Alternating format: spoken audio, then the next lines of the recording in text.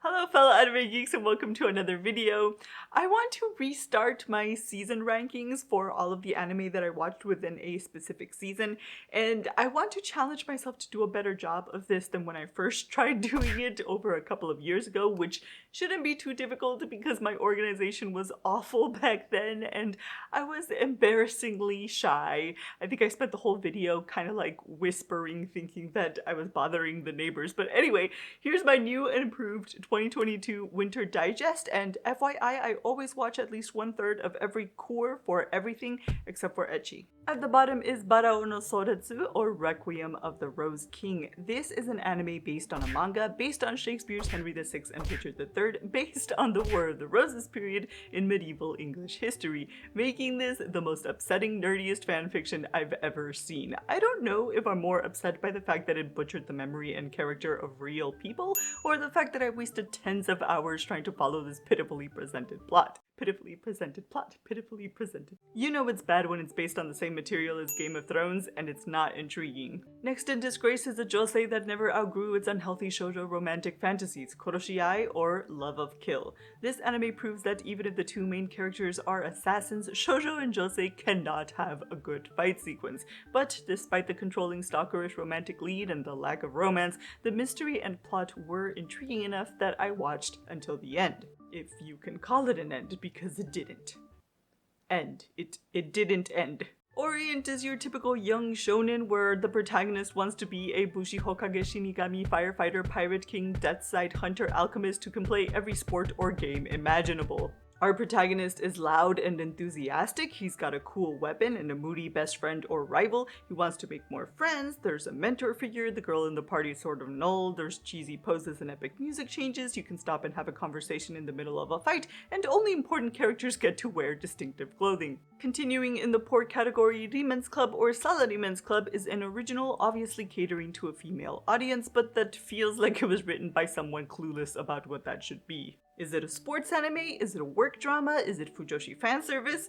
It took me half the show to realize it's a coming-of-age story. The only reason it's here on my ranking is because the writing isn't as bad as the anime preceding it. Number 13, also in disgrace, Tokyo 24 is a perfectly polished original by Cloverworks with pretty art, good music, and a cool supernatural sci-fi premise kind of like Minority Report, and a whole load of propaganda. Now don't get me wrong, I completely agree that the ends do not justify the means, and I thought that the ideas presented in this anime were intelligent developments of this fundamental principle, but I don't watch anime to have ideas jammed down my throat. I want to explore the ideas with the characters and understand different points of view, not just get the answers. So my next pick is also propaganda, Fantasy BISHOUJO JUNIKU OJISAN to, or Life with an Ordinary Guy Who Reincarnated into a Total Fantasy Knockout. It did a better job of concealing its propaganda. This manga adaptation is hilarious. It parodies not only isekai tropes, but also the ridiculous anime-isms we've come to accept.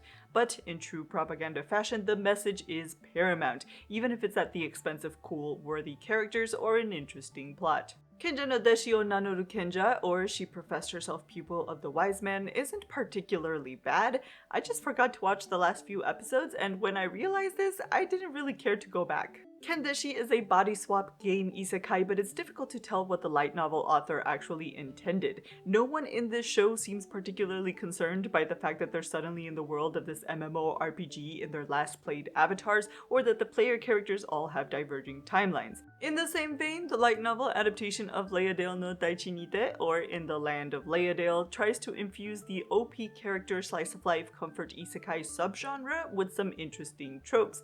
In this case, time dilation, trapped consciousness, and a tragic backstory for our protagonist. Alas, we spend little time on these and instead focus on acquiring cute girls for our imoto harem. Next are the mid-tier anime. Now, I personally wouldn't go out of my way to recommend these, but they might prove entertaining if you're already interested in their genres, which is my case for number 9. It's hard to find overpowered character fantasy that isn't awful, but Shikakumon no Saikyo Kenja, or The Strongest Sage with the Weakest Crest, was sufficiently fun.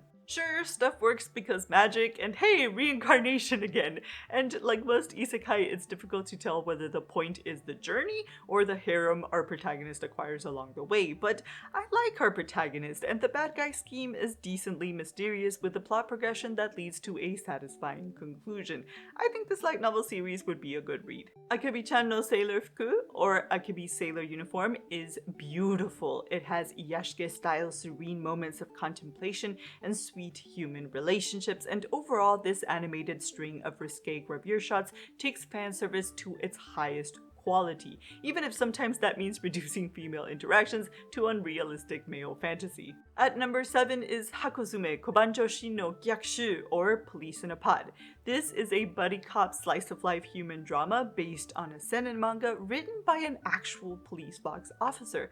This show not only provides insight into the everyday tasks of a female officer in Japan in a comical way, it makes you stop and think about human issues. My only qualm was that I didn't really like the protagonist. Number 6, Slow Loop, is another cute girls doing cute things anime, but not all cute girl slice of life are created equal. There is a surprising amount of heart and depth in the story of this newly blended family, and all of its moments of reflection serve to highlight the importance of each interaction. The cool information on fishing is the cherry on top. Sabikui Bisco feels nostalgic while immersing us in a strange, original world. Technology has animal-powered equivalents like the Dendenmushi and One Piece, and our protagonist literally uses mushrooms to fight. He partners up with a kind, accomplished doctor in order to find a cure for the deadly rust disease, and the unlikely pair end up on an action-packed adventure. In fact, I would have ranked this higher if some of the narrative devices had translated from light novel to anime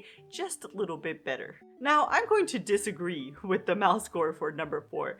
KAIJIN KAIHATSU-BU no KUROITSU-SAN, or Miss Kuroitsu from the Monster Development Department, is charming. I don't really like slice of life comedy if it's not quick like Psyche, but this manga adaptation made me laugh with its ridiculous premise.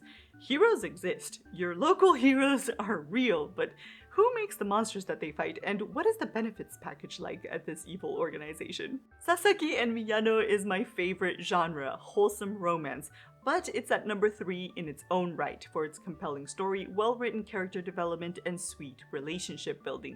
This hits all of the insecurities and romantic tropes of young love while highlighting the heightened uncertainty that would come with boys' love. However, while I haven't seen this many Kira Kira frames since Kimi ni Todoke, there weren't actually many moments that made me swoon. These characters were bland, and the only special thing about their relationship seemed to be the fact that it was BL. And so we've reached the 2 anime from winter 2022 that I actually recommend. Tensai Oji no Akaji Kokka Saisei Jutsu, or The Genius Prince's Guide to Raising a Nation Out of Debt, is a funny comedy about military strategy. Don't worry, the tone is just as confused as we are, showing us the brutality of war one moment and the hilarity of a wrench destroying the plans of our brilliant but poor young prince the next. The characters in this pseudo-educational historical fantasy do not take part in tasks unbefitting their station, adding an extra layer of intrigue and difficulty to each scheme and exposing the dynamics within their political system. But it's a comedy! And finally, at number 1, I can't believe a prude like me that hates fanservice, that abhors fanservice, is going to do this, but I loved Sonobisque Doll.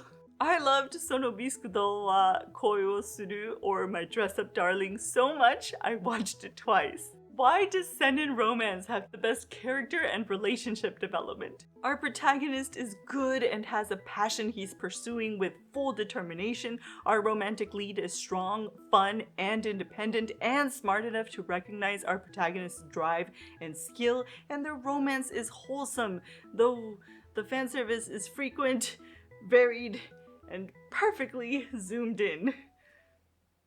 Well, that's my ranking for winter. I'm working on spring and summer, and on that note, I'll catch you in the next video.